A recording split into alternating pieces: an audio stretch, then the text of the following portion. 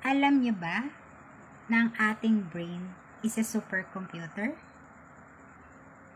Kung ang computer, ina-update natin ang software nito, ganun din dapat ang ating brain.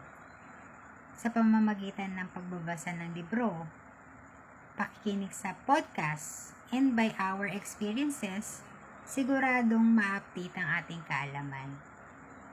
So, kung ang computer, inaalagaan natin ang battery nito, dapat ganun din ang ating brain.